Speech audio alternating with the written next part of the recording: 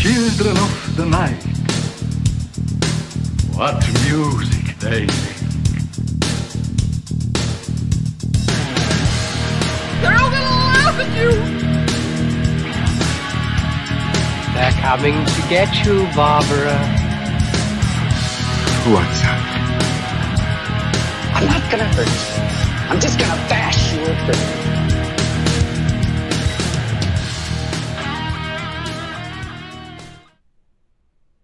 Hey, welcome to the wonderful world of the Final Guys, where if someone gives a love sneeze, the proper reaction is to say, God, get him up. I'm Hunter Shea, and you were not privy to our conversation before we started. Such a shame. We'd be but banned maybe from one YouTube day if everyone heard that. we will maybe one day do a Patreon account. You can listen to our stupidity before the show. As always, I am joined by my cohorts in stupidity, Jack Campisi. Gesundheit. And Jason Brant. You guys are nasty, man. Oh, yeah. Well, guess what? This week, we're going to talk about a movie called Malevolent or Malevolent. It depends how you want to say it. Merriam-Webster has different ways. You might be shocked to hear I mispronounced that word until I was 30-something. I'm sure you can't believe it. No. Maleficent? I always said Malevolent. Malevolent. Mm-hmm. Like when you were like reading a book at the bus depot, would you read it like that in your head? Malevolent? That is exactly correct. Hunter, for 100 points, who's Malvern? Malvern? I don't know. Isn't that a town? Malvern P. Read sometimes. This is a horror movie question. I don't know. I have no Remember idea. Student Bodies? Oh, Jesus. Not enough to be able to answer that question. Okay. Just wanted to see. Yeah, I failed. Okay. So before we traipse down the path of news, Jason, why don't you tell us what the drinking rules are for tonight's episode? Well, thanks to lovely Sheridan, if you hear one of these words from us tonight, take a drink. Jack, your words are Hellboy, Gun, and Brother.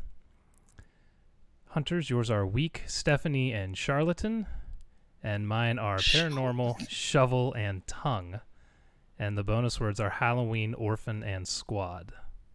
So there you go. Charlatan. I don't think I've ever said that word out loud. Have you ever said Well, now Malevolent? I just said it.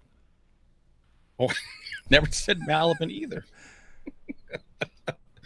All right, so Jack, what's going on in the world of news? All right, I got a few things for you. I'm going to start with some sad news. The actor Scott Wilson, better known as Herschel from The Walking Dead, passed away this week.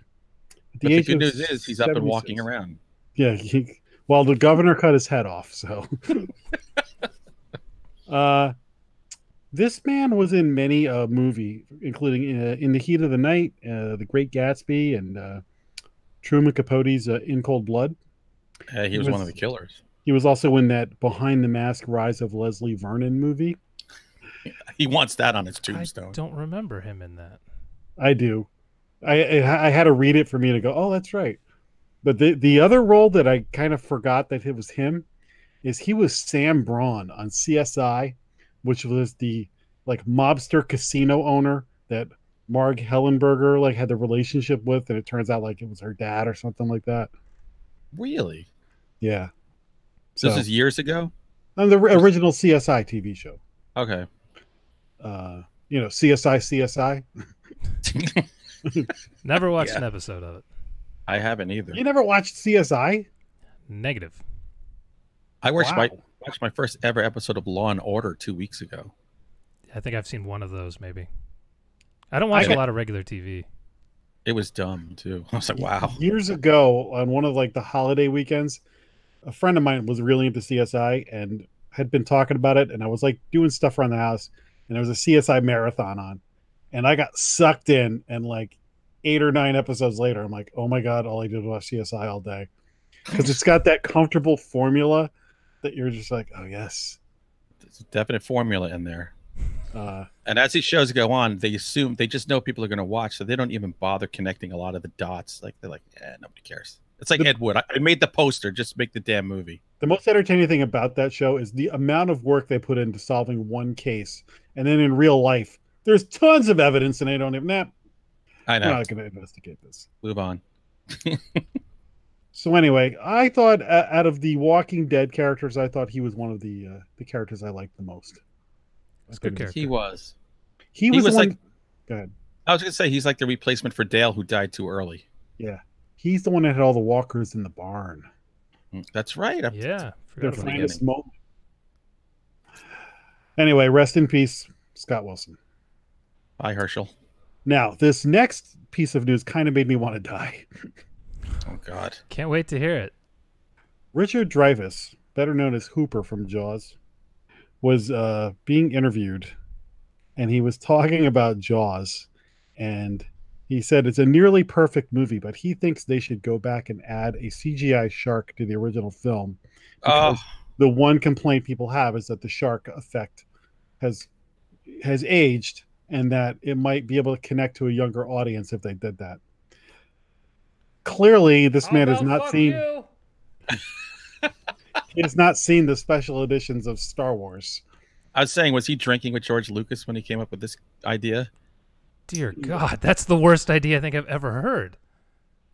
What? If that was done like by a fan who like went in and did it, it'd be like, oh wow, that looked really cool. But for actual Steven Spielberg to go back and touch that thing, they remastered it. Great, I'm all for that. This, I wanted to throw him back into a Shark Tank and start chumming. We need our resident Twitter animator to put a shark in Jaws for us. Oh, we can. By the way, Sheridan just said, you know what's aged? Dick Dreyfuss. Apparently his mind has. How could you possibly think that's a good idea? And what do you mean young kids don't like Jaws? Is this a new thing? I've never heard this. Me either. Why don't they go back and CGI Mr. Holland's Opus or one of his other movies? That would be precious. Or Once Around, like... the Tin Man always looked a little fake to me. Let's just redo that. It'll be fine. Who cares? Yeah. I think they should redo the lion, but make him look like Lion-O from the Thundercats. Give him a sword. Thundercats. Oh. You know what movie has aged perfectly? The effects in Close Encounters. The mashed potatoes look so real. How many times have I made a mashed potato Devil's Tower? I never count it. I never make it to the full tower because I eat them too fast. And then I start throwing all the dirt in the house, and then it gets weird. It's been a while since I watched that movie. Yeah, man, those effects still look great. I Except the alien. I haven't watched Close Encounters, for 20 years. We should do that one week. Oh, I love that movie.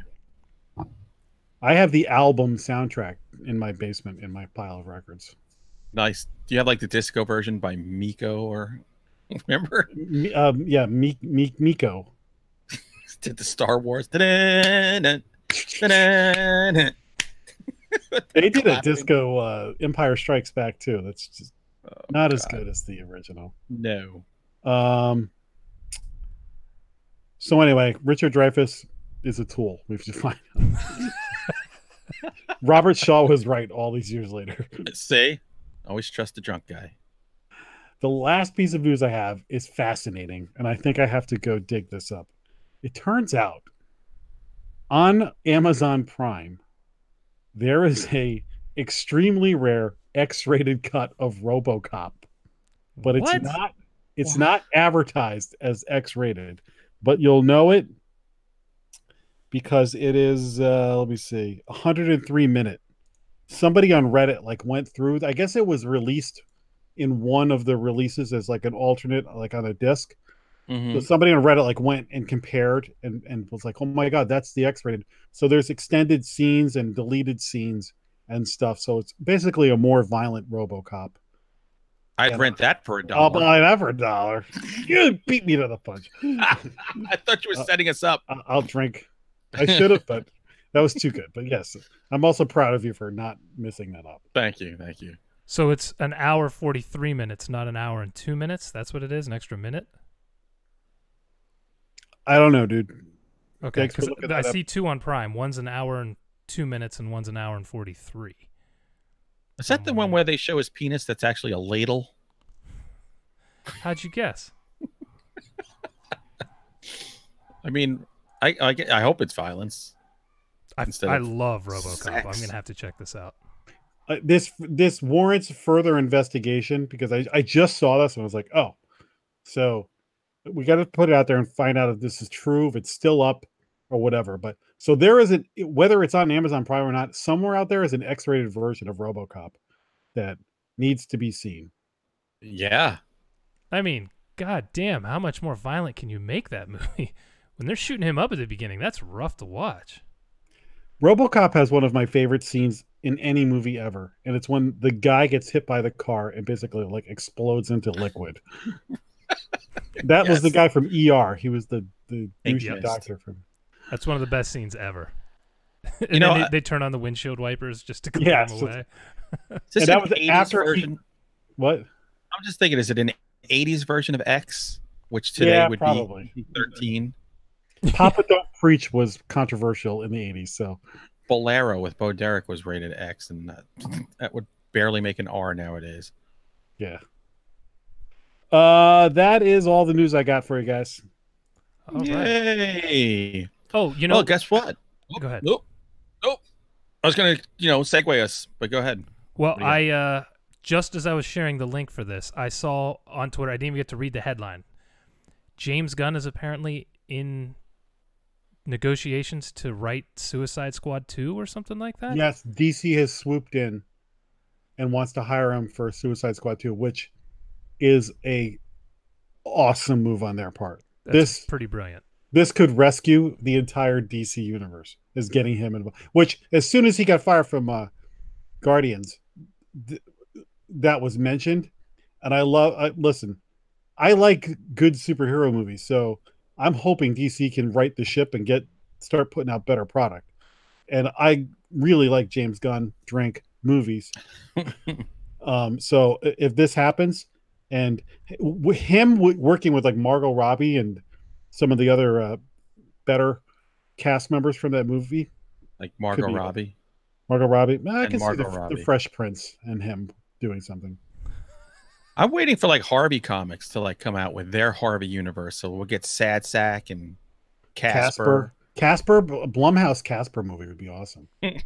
Harvey Cinematic Universe. What if Casper went into the Conjuring universe? Oh God, Hot stuff. You can get some great movies, man. I want to see another Casper movie with sweet Christina Ricci as the mom now. Yeah, all grown up. Like I want to see Black Snake moan Casper. That's, by the way, that's an awesome movie. It is. One of my favorite GIFs is Samuel L. Jackson with the crazy hair just staring. It's good. Like you can see the whites of his eyes on all four sides. That's probably that and Pulp Fiction. That's my two favorite Sammy Jackson movies by far. Okay, it's time for us to pick our noses and pick our picks. It's staff picks. It's picks 11, picks.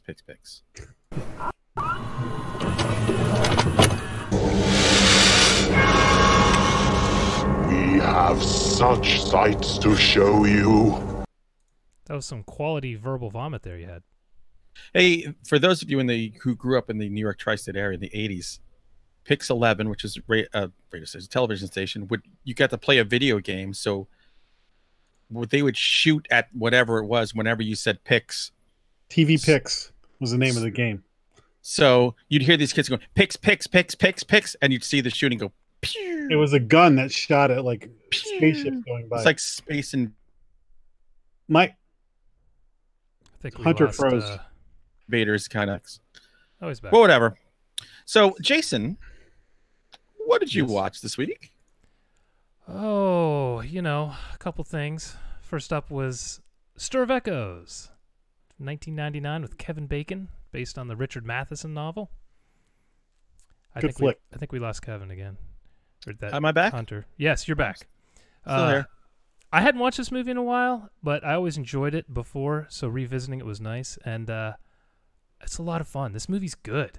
I know people always argued whether this or, God, what's the M. Night movie? Why is my brain not working? Lady in the Water? No, his big one. God damn it. Oh, Sixth Sense. Thank you. Good Lord. People always argue over which one of these started the whole kind of trend of having a crazy ending that you didn't see coming or whatever, but this movie it's got a good tone to it that I like, and I just really like Kevin Bacon in it, and they do cool stuff with the ghosts, so I loved revisiting it. Has it been a while since any of you guys have seen this? I watched it. I don't know if I watched it for this show, but I watched it, I would say, a year or two ago, and that was a great revisit movie because I wasn't crazy about it the first time I saw it, but I was like not in a place in my life where I had the attention span to care about that movie. And going back and watching it again, I was like, oh, this is a good flick. It's got the girl who hypnotizes him. She's in like To Die For and a lot of other stuff. She's great. Yeah. They really did a good job casting this movie. Everyone was solid, and Richard Matheson, you got a solid story already. So I dig it. It's free on Prime. It's a great Halloween flick to go back and check out. The whole time you're talking, I'm going, I know someone huge wrote that movie. Yeah. I only saw it once. I got to watch it again. That hacky guy did a couple things. Whatever. He wrote a lot of Westerns, too, if anyone ever wants to find those and check those out. I did not know that. Yeah. So, Jack, what about you? I watched the original House on Haunted Hill from 1959. Vincent Price. And this movie is hilarious. It's just a campy. You got to put on your I'm watching an old movie goggles on. And this, I don't know how many movies before this did this, but I admire this movie for some of the swings it took, because they had the breaking the fourth wall immediately, where Vincent Price is talking to, oh, we're going to have a party, there's going to be ghosts. And then the other guy comes on, and so they're talking directly to the audience. And then it's a very campy horror movie where they all these people go to this house. The Vincent Price and his wife are hosting a party, and there's like a lot of like, is this a ghost or somebody faking a ghost? And there's hanging skeletons, very Little Rascals-esque. It's so funny. And while it's very campy and silly, it's also kind of like a great, if you needed a movie on in the background on Halloween night, this is kind of like a good one to have, because it has like the stereotypical look to it. Yep. And it's just, it's a ridiculous, silly movie, but it's also like a classic. The dialogue between Price and his wife is vicious. Yes. Like vicious in a very genteel way, as only Price could do it. Yeah. So it had been forever since I'd seen this. The last one I saw was that crappy 90s remake, which was so bad. Oh, so I actually really enjoy that movie, except for the final act is just so terrible. But the rest of it I quite enjoyed, actually. Anyway, sorry. No, you're allowed. Did Jack is looking at something. Sorry, I'm watching the Yankee Red Sox game, and Nathan just said "Go Yankees," and oh Jesus! Yeah, this is going to happen throughout the rest of this hour, ladies. Nathan, and I just like to say, suck it. Anyway, back to the show. Good man. Anywho, so House on Haunted Hill, I think it's on Prime, or it's either Prime or Shudder, whatever. I didn't pay to watch it, and so it's a good classic silly movie for perfect Halloween month movie. I saw that in an old movie theater last year for like $5. Got to go and watch that. It was cool. I probably revisited 5 or 10 years ago, and I think you nailed it. It's so silly at times. I'm like, why am I watching this? And then something will happen. I'm like, this is actually kind of cool, but it's goofy. It never floated my boat till I saw it in the theater, and it was a totally different experience. I was like, oh, I really like this. I don't know. And that happens. Some movies are better in a crowd in a theater, especially an old theater. It's so funny how like there's just stuff that happens that they're like, is that a ghost? And you're like, no, it's clearly a mannequin. You idiot. And really, Hunter, especially you would relate to me. There are very Little Rascals like skeleton-y things that happen and stuff that I'm just like, I'm waiting for like Porky and Spanky and Buckwheat. Yeah. Totally. Welcome to the Tunnel of Terror. The Tunnel of Terror. Okay, well, I saw a movie I know you guys dig, and I hadn't watched it in way too long. God, what is happening with this internet? Oh, you know what? Did I disappear again? You Yes. did. Wait, Hunter, while you're waiting, Sheridan has just pointed out I haven't given open that sucker. So let me just did you hear that? That sounds so good. That was loud. Let me do another one. There you go. I'll pour a little more. Sheridan, that's for you, my friend. That's rated X. So we never heard what movie you were talking about. Yes, Near Dark. Oh, Your yes. favorite. That's probably my favorite vampire movie of all time. Written by Eric Red, who I have gotten to know, which is kind of cool, and directed by Catherine Bigelow, she of the Hurt Locker. Of the tea. Yeah, Bigelow tea, vampire tea, for when you need to go to sleep during the day. This is a great blending of a Western and a vampire flick. Oh, yeah. And your vampires are Bill Paxton and Lance Henriksen. Need I say more? Bill Paxton owns this movie. Oh my God, he's such a bat crap nutty vampire. This movie will give you two things, and I don't care. I'm going to spoil it because it's 40 years old at this point. Whatever.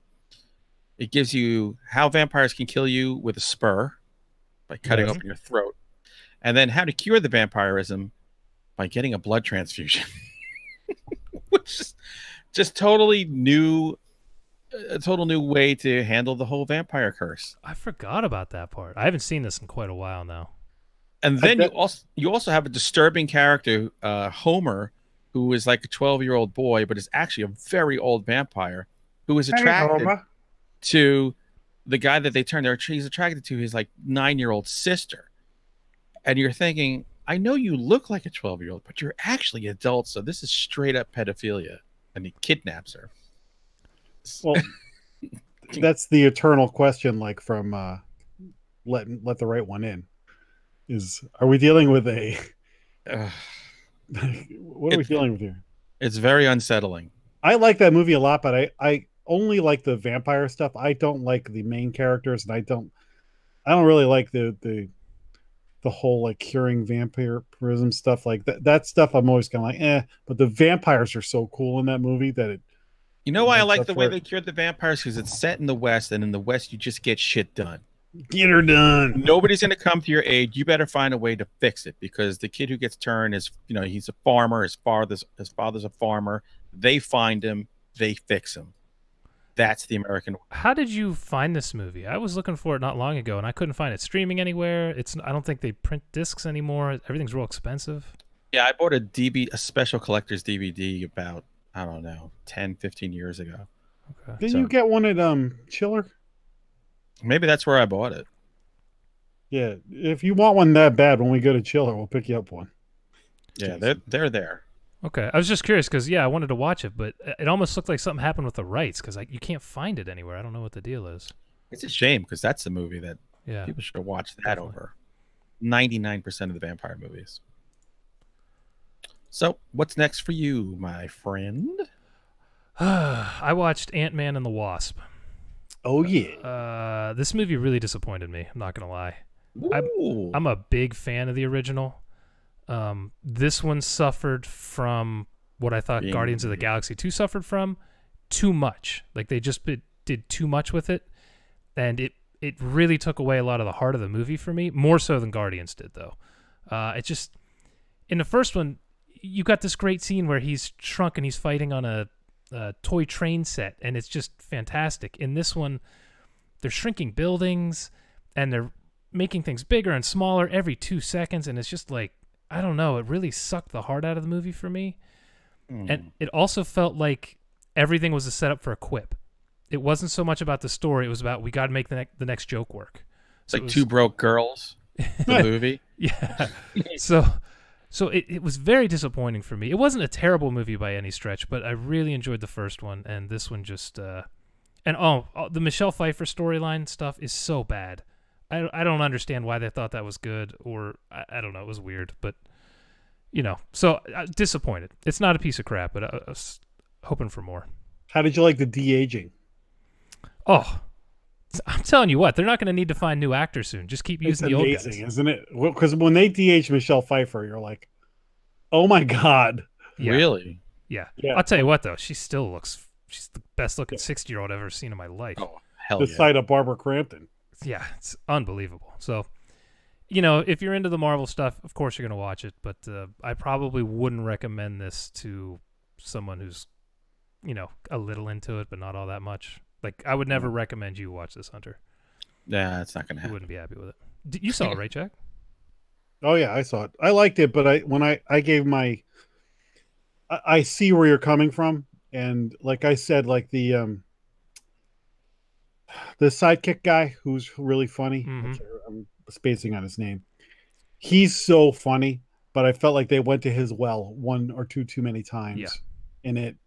And for me, Ant-Man is like the cracker to cleanse your palate between the big Marvel movies. So like, okay, I got a little fix, and I'll watch it. I get some laughs out of it, and there's just enough for the moving the plot forward for the next Marvel movie. Like, okay, they set some of the things that happen there, I think, are going to pay off in the next Avengers movie with like time vortexes and stuff like that. Yeah, I think so too. That I'm like, okay, I thought it was really funny, and I liked the Wasp a lot. So I think I liked it more than you did, but I'm also a Marvel zombie. So but I totally see, like, it's a rung lower than the original, and it's you know,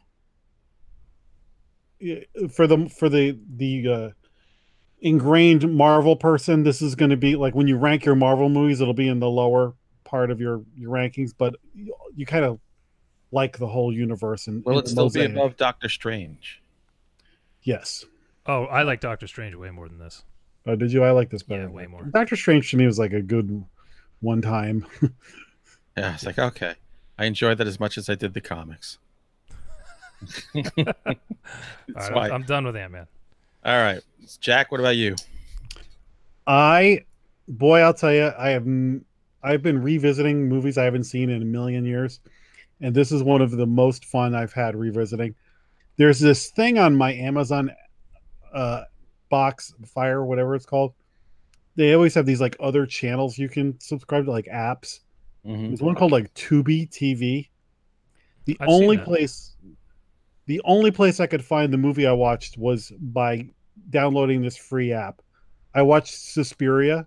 I think it's 1977. Yeah. Now, I have never been a fan of this movie, but I watched it once when I was in like high school. And Italian horror movies are hard to get through because they're so silly. They're kind of cheesy.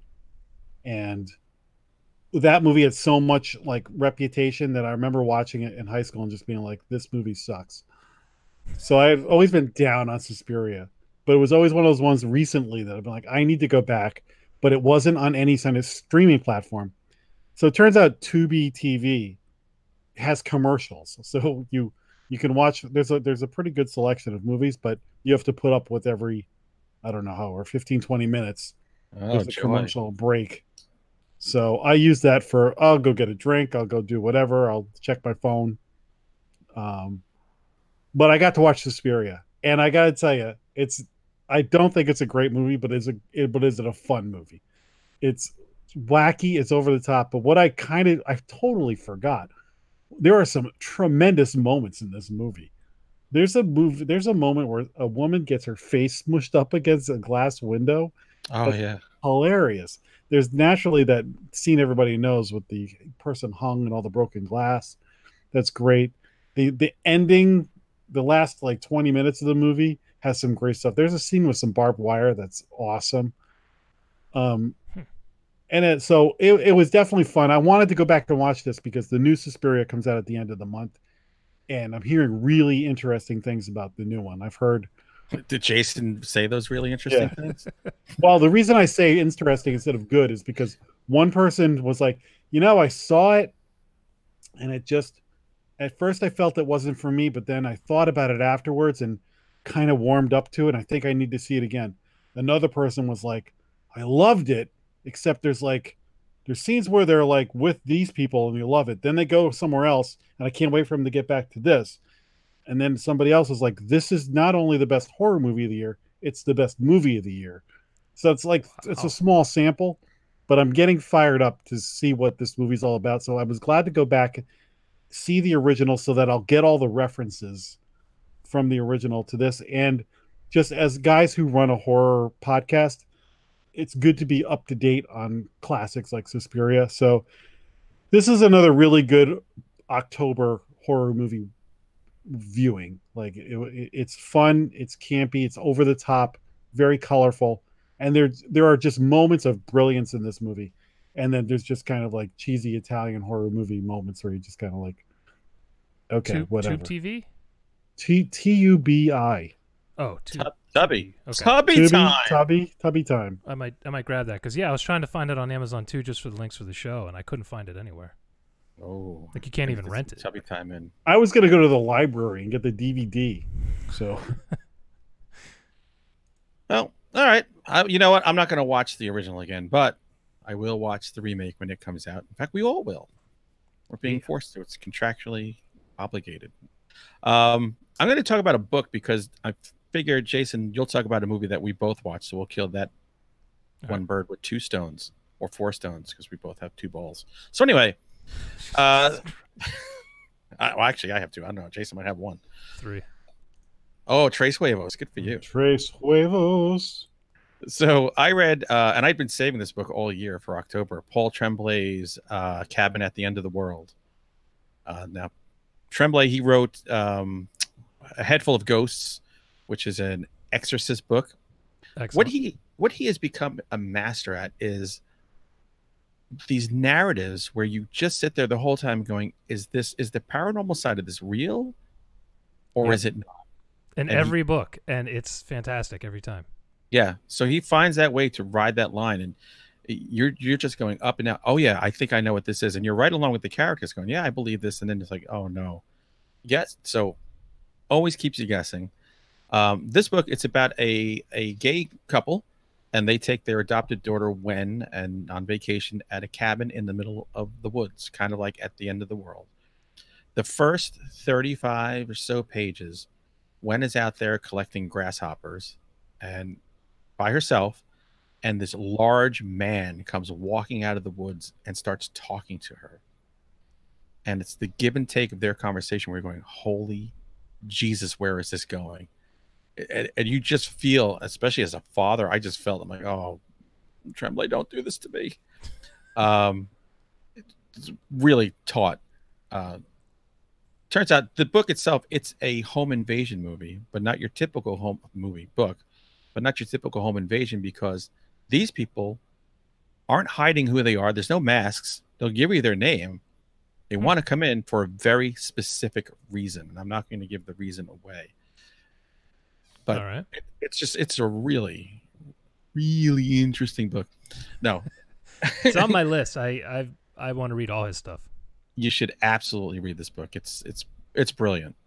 And I love the ending, and the ending I could see is polarizing because we live in a world where people want the answers to everything. You know, I did see it didn't review all that well on Amazon, so I'm guessing it's because of the ending. Yeah, it did. I looked at those reviews afterwards, and I was like, people are just dumb. So I'm indicting the American people. It's a really good book, so check that out. Yeah, right. All right, what about the movie that you and I both watched? Well, we both watched Stephanie on Netflix, right? That's where you saw it, I'm sure. Yep, the story of Gwen Stefani. Recommended to us by someone in the chat a couple weeks ago, wasn't it? I think Pam. Pam? And I've had it on my queue for a while. Yeah, me too. So they recommend it, checking it out. Shockingly, it did surprise me, and then I was like, why? This is a Blumhouse movie. Like every horror release over the last 3 years. It is crazy. They're releasing so many, I haven't heard of all these. Like, Stephanie just dropped on Netflix. Never heard of it before. You never think to watch this because the thumbnail they put up on Netflix is awful. Yeah, it's the worst. And it's called Stephanie. Like, really? And the name is stupid, yeah. The trailer is terrible on Amazon. Is it? Is I it? didn't watch it. It's just a scene from the movie with the father and the daughter in the backyard. Oh. That's why I haven't God. pulled the trigger on it. No. So the movie's basically about a daughter who's living by herself. You don't know where her parents went, and there's really crazy things happening around her, haunted house kinds of things. And if I went into any more, it would start getting into spoilers. But at first I was thinking this is fine, but the movie grew on me as it went, and by the end I dug it. I thought it was a pretty original idea. I thought they made the movie for about 95 cents, but they pulled off some cool stuff. I always like Frank Grillo in a movie, and this is the kind of movie I like to stumble across on Netflix. It didn't cost me anything. It was an hour and a half long, couple good performances, solid movie. Now, my wife did not like it. She was kind of bored by it. and Really? She didn't care for the ending, whereas I did like the ending. So, And you know, I thought the little girl, to me, it's a tale of two movies because she is in the first more than half of the movie alone. She's commanding every single scene. This kid is amazing. And if you didn't have the right kid, this movie is in the shitter. It was heartbreaking to my wife and I, who, you know, we have daughters. It was heartbreaking seeing this little girl alone in this house, terrified so much of the time and having to fend for herself. I thought, and there's a part, there are parts I was like, what is this movie? Us too. I'm like, is this a zombie movie? Is this a ghost movie? Is it a monster movie? Is it an alien movie? Is this Firestarter? Like I had no idea. And you don't know until the last quarter of it, till they finally let you know. And it's like there's dead people holding her hand to comfort her. It's crazy, crazy stuff. But I absolutely love this movie. I mean, completely, because I knew nothing about it other than, I know people have recommended it. It's got a crappy thumbnail, but I'll give it a shot. And man, I really dug this movie. Blumhouse strikes again. Yeah. I mean, seriously, how much did they spend on this movie? You know, like not much. There's just 3 actors in the whole damn thing. The most money they spent was on Grillo's hair gel. That dude, he does have a fine head of hair. Oh, geez. It's amazing in this movie. Yeah, he's like freaking 50. He's just a stud, complete stud. He's so good in movies. By the way, check it out. He's done a bunch of these Blumhouse movies that nobody even knows the titles of. Really? Yeah, he did one where he was a cop investigating a haunting. That movie was wretched. But is that the one with Maria Bello? Oh, yes. Yeah, that was terrible. Was that Blumhouse? That was Blumhouse. Oh, that was bad. Yeah. I haven't seen it. I watched the trailer and just bookmarked it. Ooh, yeah. Too bad, because she's a great actress. Do you have anything else? Because I got one more. I don't. Go ahead. Let's get to the main feature. All right. My last one is Creepshow 2. Just because I watched Creepshow last week, I thought, what the hell? I think it was on Prime. It's definitely a step down from the first one in terms of quality. They replaced the Tom Atkins wraparound with horrible animation, which I don't know what the hell they were thinking there. There's only 3 stories instead of 5 this time, but this one has The Raft in it, and that is my favorite one out of both movies. I'm the same way. Holy crap, we agree. It's so good. It's so worth it just to watch The Raft. It's maybe, a 20, 30-minute segment in the middle, but God, it's so good. It's just a great Stephen King short.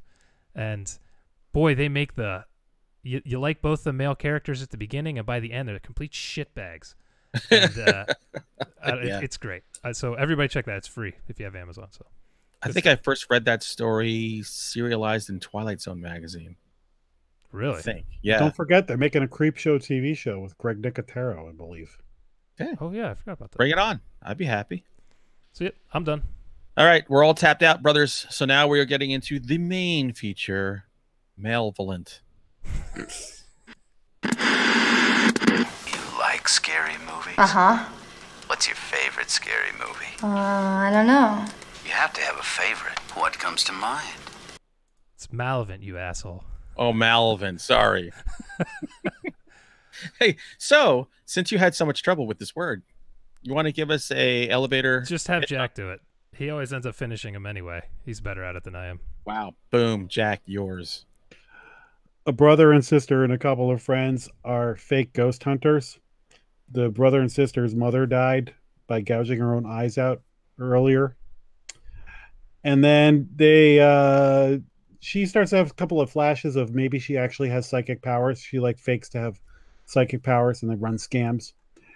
But she starts to have a couple of episodes where she thinks maybe there's something going on. And then they get hired to go to this house where some kids were murdered.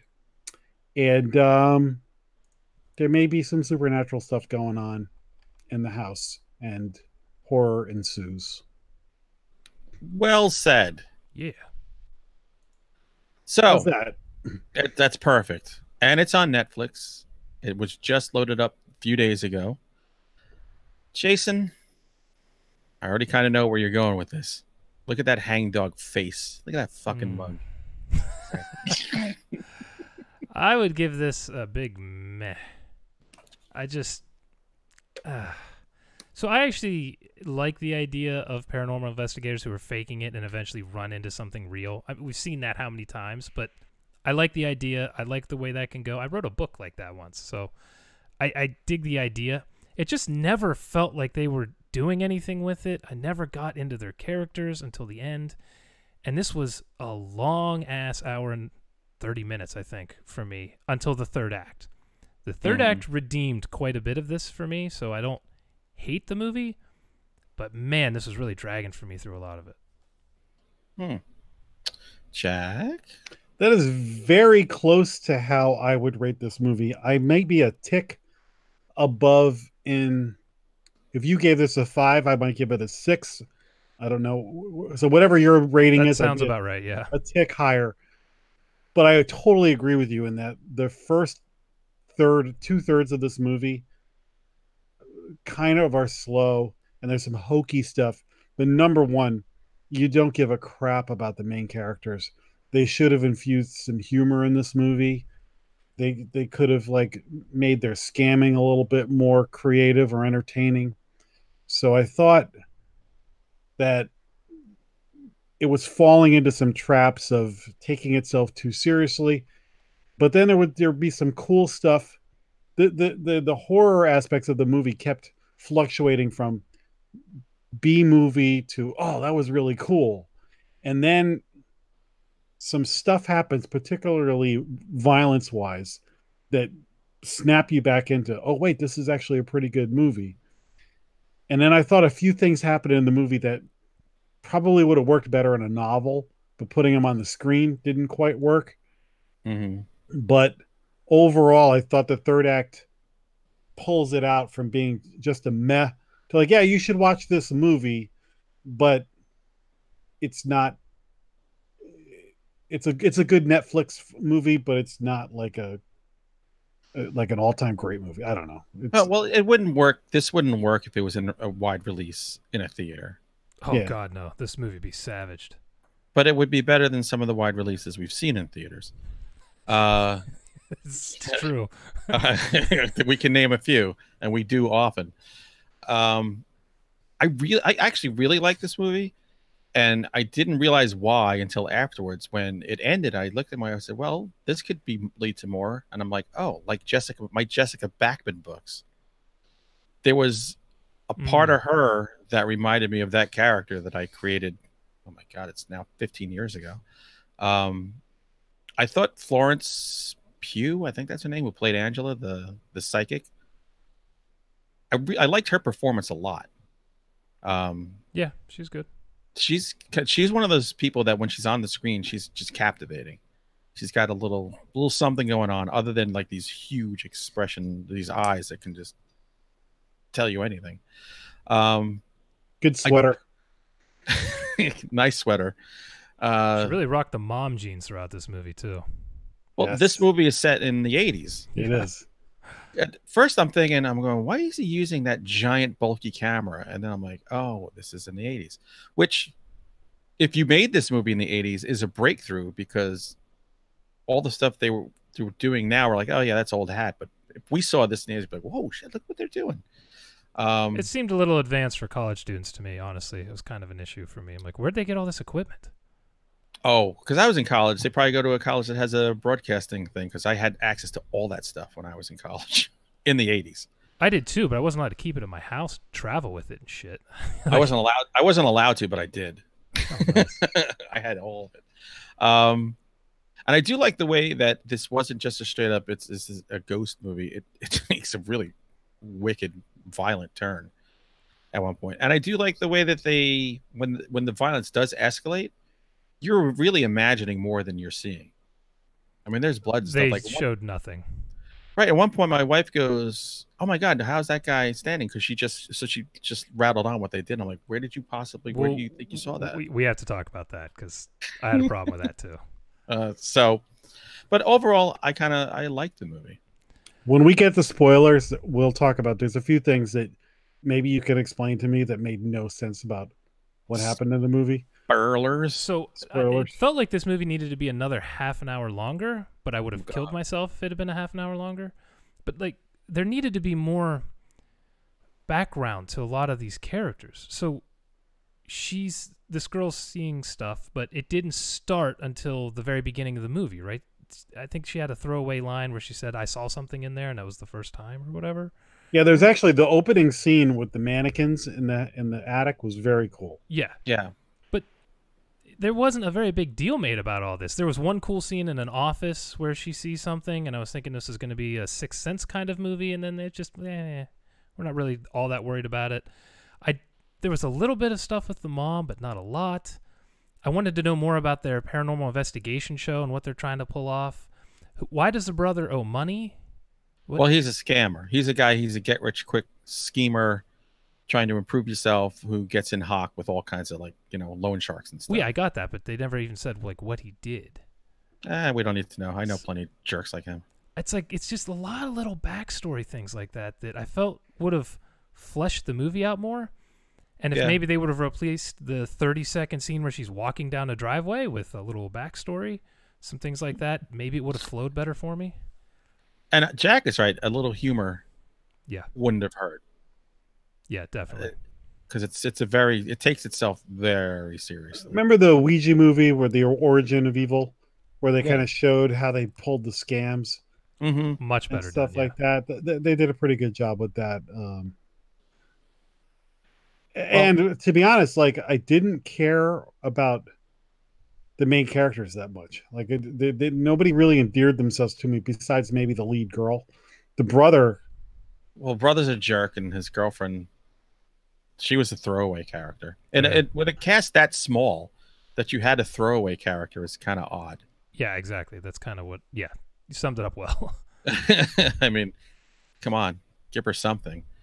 At the same time, though, for a Netflix movie, this is gold because it's so much better than the usual level of stuff that you get. You're just like, another, what do you call it, Cloverfield on the spaceship movie. Yeah, whatever that. I can't even remember the name of that one. Oh, thank God. Cloverfield Paradox?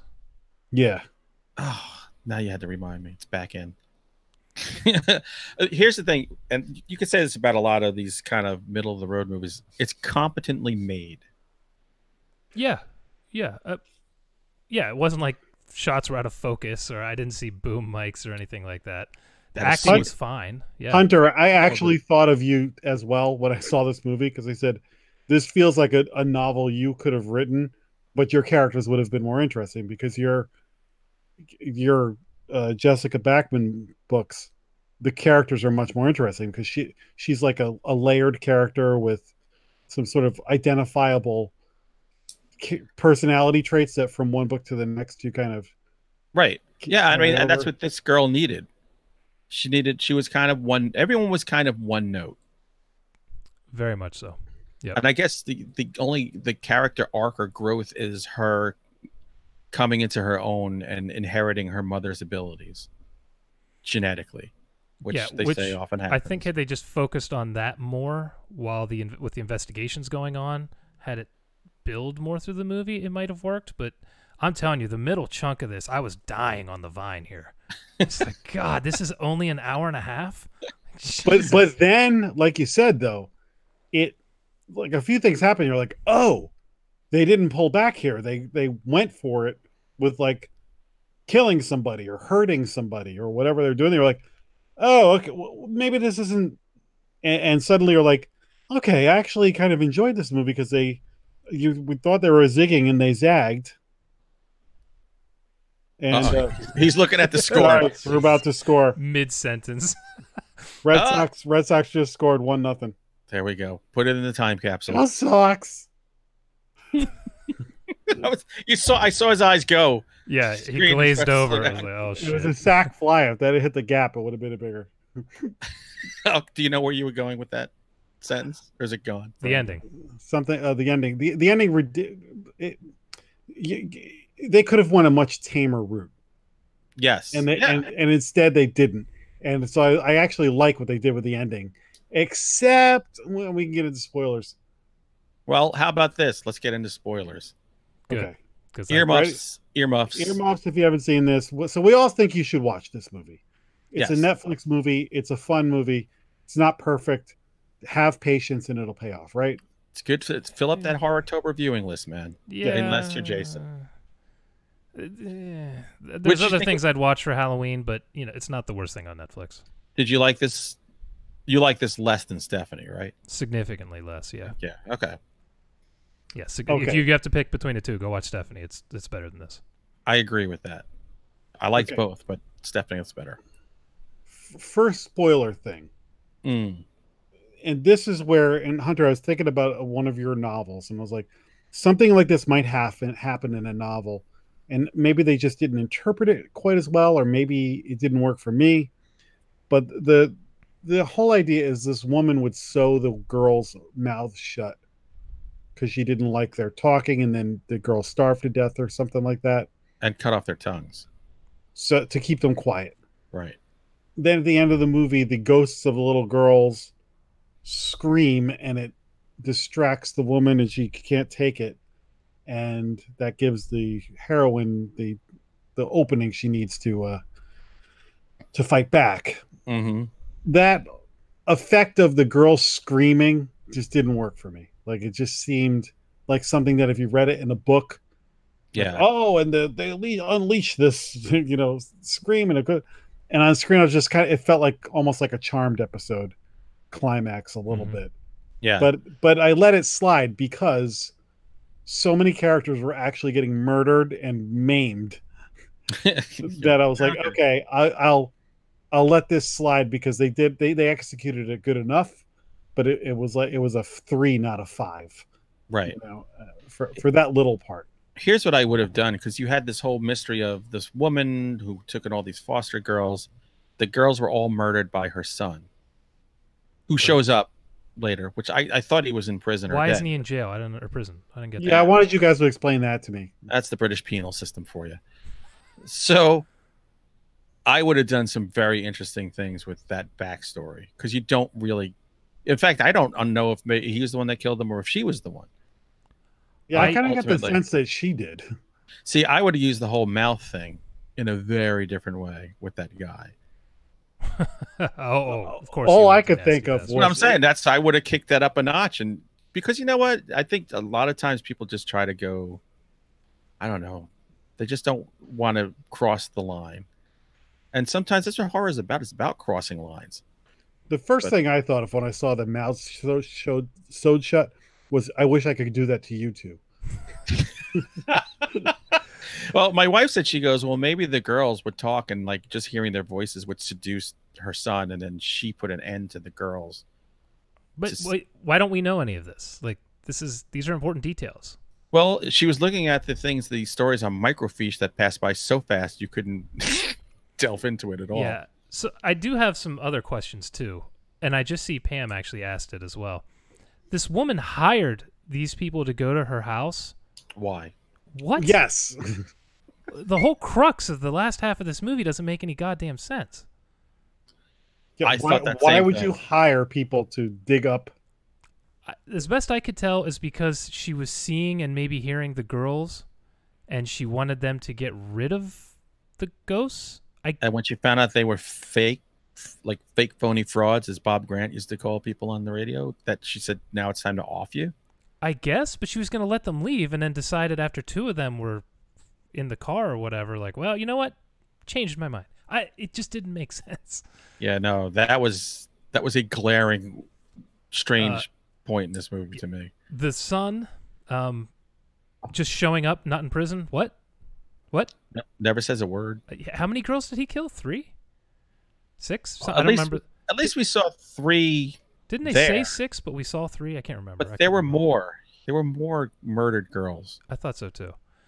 And then my other question was, at the end of the film, did it look like they shot it to not actually show the violence, or do you think Netflix just kind of said, hey, you know what? We see what you're doing. We don't need to have a close-up, because they really didn't show much of the violence. I think that was a conscious choice by the director. Okay. It just went with the flow of the movie. like, unlike if you showed the violence, then you have that movie We Are Still Here. Mm-hmm. And I think this movie was going for a more subtle kind of creeping vibe. So why show it? It'd be too jarring. It felt a little what I think. Chainsaw Massacre like, where everyone thinks there's this insane amount of violence in it, but there isn't.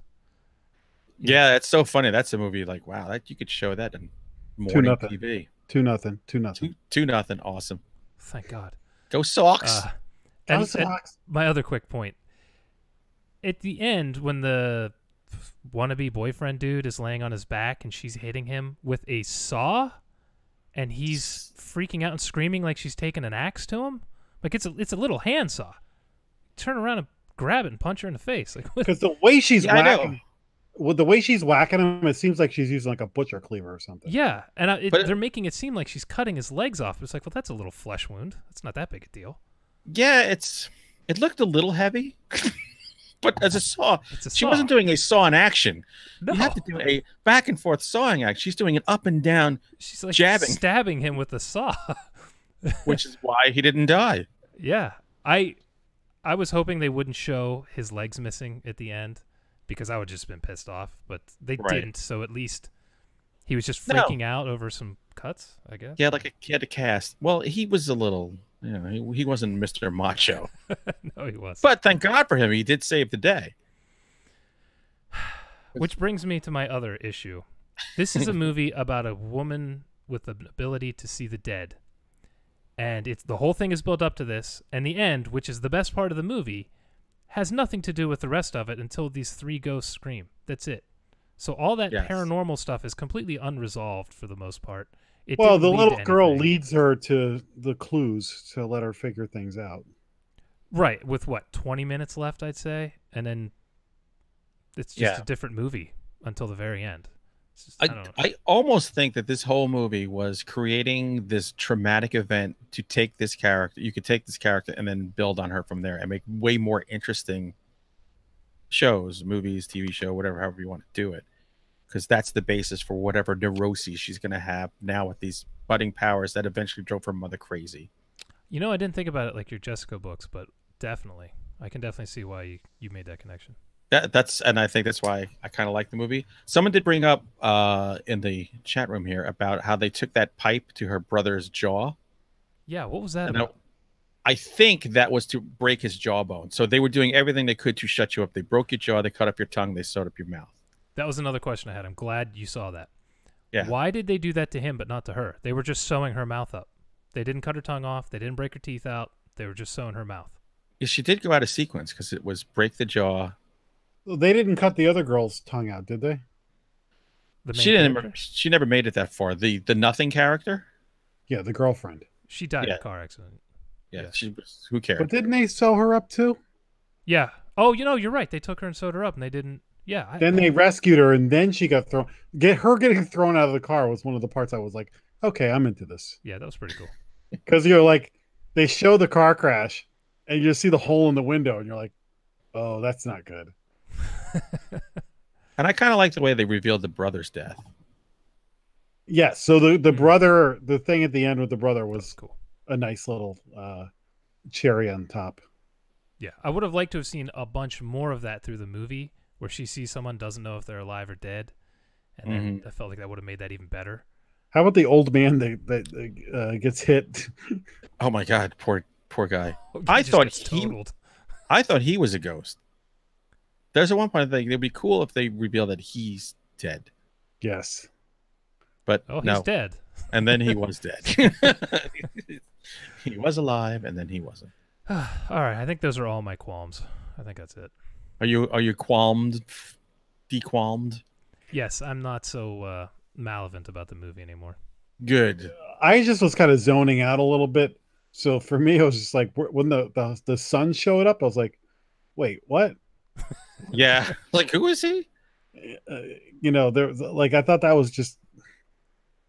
Maybe we missed it. Maybe they said he was never caught and I suspect it's him. I don't know. I'm not going to watch it again, probably. So if someone can find out and tell us, just let us know. Maybe that middle hack has everything in it we need to know. And we were all just like, I was eating a lot of popcorn. So I crunch. I can't hear.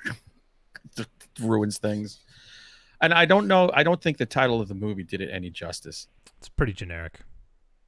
Yeah, I would have called it something else, given it some kind of Victorian haunting name or something.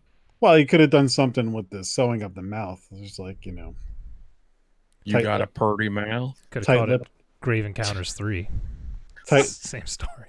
Did you say tight-lipped? Yeah, tight-lipped. That would have been freaking awesome.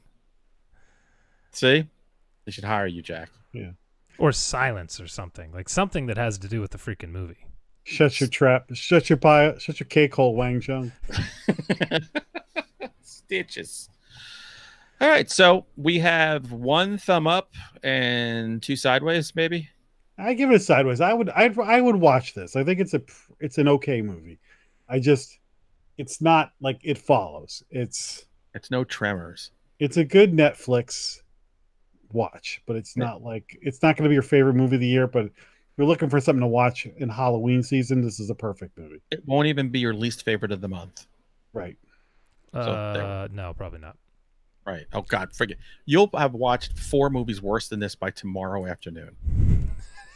Plus, if you know that the third act is the strongest act, then you know to hang in there. Right. Yeah, you don't have to pull the pin and bail the hell out. Yep. All right. So that does it for this week's episode. We encourage you to like us and rate us and give us reviews and help us move up the ladder so we can become big, powerful horror mavens and rule the world with iron fists. Until then. Now, next week, there's another Netflix movie. Yes. What's the name of it? It's called Apostle. Not the Robert Duvall movie with Farrah that's Fawcett. The Apostle. Oh. This is just Apostle. Oh, nice catch. Sorry, so that's Apostle, and when does it come out? Friday? Is it the 12th? I think on Friday. So, all right. So that's next week's movie, everybody. Depending on the playoff schedule, I'll either be knee deep in horror movies or. We will let you know. Now he's watching the show. All right, yeah, let's let Jack get the hell out of here. Here are the last 3 movies of the month. It's Apostle, Halloween and Suspiria. So for the first time ever, we've given you 3 weeks advance notice of what we're going to be watching. Yes. So everybody better have seen this shit. Break your piggy banks open, because if you don't see Halloween, so you can't be a fan. You could just take a hike to Bloody Good Horror. All right? Yeah, really. That's it. We're done. Jack's got to go watch a game. I got to go watch a movie. Jason's got to go watch manscaping videos. How'd you know? God damn it. I figured you out, man. Okay, sneeze guards up. Have a good night. Bye.